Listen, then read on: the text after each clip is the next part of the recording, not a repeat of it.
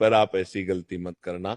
माता रानी को प्रसन्न करना इतना आसान नहीं होता, और जो व्यक्ति माता रानी को प्रसन्न कर लेते हैं तो वह व्यक्ति अचल संपत्ति के मालिक बन जाते हैं। उसके ऊपर माता लक्ष्मी की कृपा बड़ी जोरों शोरों से बरसती है। कई पीढ़ियों से जो गरीबी भोग रहे होते हैं, यदि माता लक्ष्मी दीपावली पर प्रसन्न हो जाए तो 7 जन्मों तक की गरीबी मिट जाती है। धन वैभव से घर भर जाता है। उत्तम जीवन साथी तथा धन संपदा के साथ यश, कीर्ति, वैभव, सौभाग्यशाली जीवन, सभी कष्टों से राहत, बीमारियों से राहत मात्र लक्ष्मी पूजन से समाप्त हो जाती है, लक्ष्मी मंत्र से समाप्त हो जाती है। जो व्यक्ति खास तौर पर दीपावली पर माता लक्ष्मी को प्रसन्न कर लेता है, वह व्यक्ति कुछ ही समय में धनी होता है, जाता है तथा राजा बन जाता है।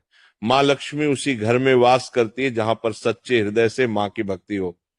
आपको बता दें, साल भर के इस त्योहार में माता लक्ष्मी की पूजा में ये 3 चीजें, माता रानी को कभी मत चढ़ाना नहीं तो आपको बर्बाद होने से कोई नहीं रोक सकता।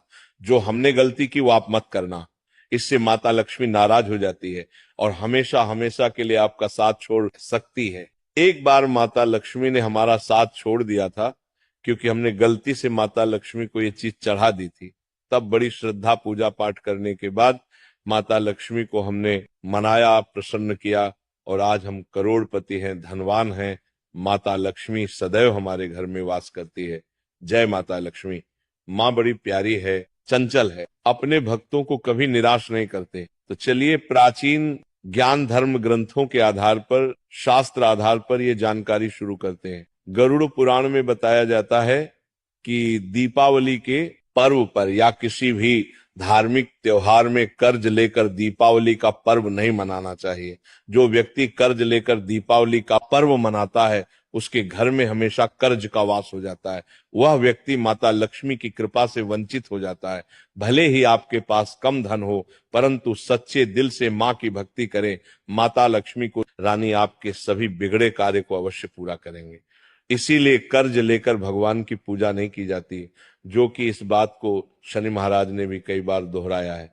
इसीलिए पूजा पाठ में कर्ज ना लें। अगर आपके पास पैसे नहीं हैं तो आप धार्मिक कार्य को टाल सकते हैं, क्योंकि इस दिन कर्ज लेने वाला और कर्ज देने वाला दोनों माता लक्ष्मी के क्रोध का भागी बनते हैं। दोस्तों, इस दिन राहु केतु अपनी चरम सीमा पर होते हैं। जो लोग कर्ज लेते हैं, कर्ज देते हैं, राहु केतु उनके जीवन में आकर उल्टा उन्हें कंगाल, बर्बाद, नष्ट तथा घर में दरिद्रता आवास बना देते हैं, और ऐसे घर से माता लक्ष्मी रुष्ट हो जाती है।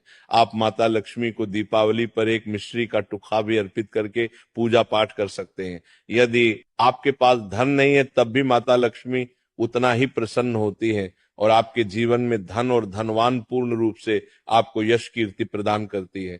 माता को छल कपट द्वारा धन प्राप्त करने पर तथा उन पैसों से पूजा करने पर माता प्रसन्न नहीं होती, उल्टा माता रानी अत्यंत रूप से क्रोधित हो जाती है। इसीलिए हम तो कहते हैं कि ऐसा ना करें तो ज्यादा ही अच्छा होगा। हमने जो गलती की, कम से कम आप वही गलती ना करें। ये गलती एक बार हम कर चुके हैं, इसीलिए हम चाहते हैं माता लक्ष्मी की कृपा आपको उचित मार्ग करने के बाद ही प्राप्त हो।